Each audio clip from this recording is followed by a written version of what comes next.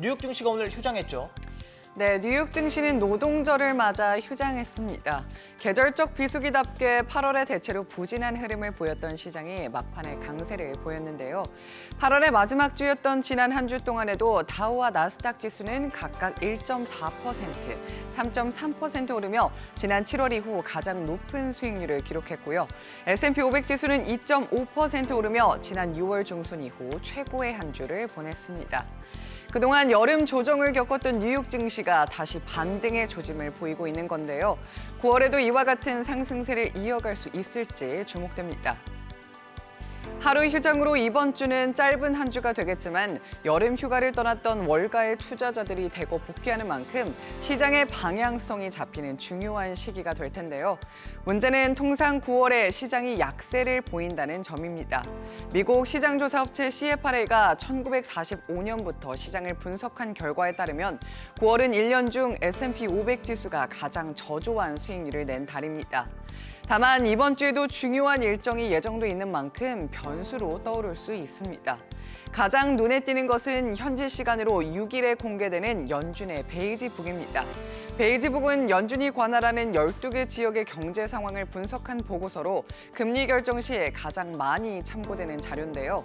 앞서 7월에 발표한 베이지북에서 연준은 미국의 전반적인 경제 활동이 5월 말 이후로 약간 증가했다며 앞으로 몇 달간 전반적으로 느린 경제 성장이 계속될 것이라고 전망했습니다. 시장은 이번 베이지북을 통해 오는 9월 FOMC에서의 금리 결정을 가늠할 것으로 보입니다. 같은 날 연준 인사들이 연설에 나설 예정인데요. 로리 로건 댈러스 연은 총재와 수잔 콜린스 보스턴 연은 총재의 발언에 주목하셔야겠습니다. 7일과 8일에는 라파엘 보스틱 애틀랜타 연은 총재도 연설에 나섭니다. 미국의 경제와 연준의 다음 행보에 대해 어떤 메시지를 줄지 지켜보시죠. 9월 FOMC가 약 2주 앞으로 다가왔습니다. 금리 선물 시장은 연준이 9월 회의에서 금리를 동결할 가능성을 무려 93%로 보고 있는데요. 이후 11월 회의에서는 약 65%로 내다보고 있습니다. 최근 고용 지표가 약화되면서 고용 시장의 열기가 마침내 식고 있다는 것을 시사했기 때문인데요.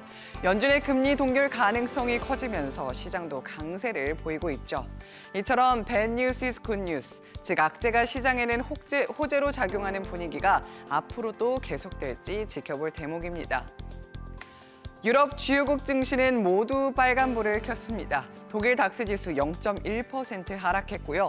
영국 푸시 지수와 프랑스 까크 지수도 소폭 떨어졌습니다. 아시아 증시는 연준의 금리 동결과 중국의 부동산 부양책에 대한 기대감에 일제히 올랐습니다.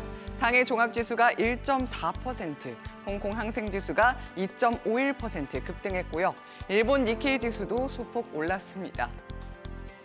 비트코인은 오전 6시를 기준으로 3,494만 원에 거래되고 있습니다.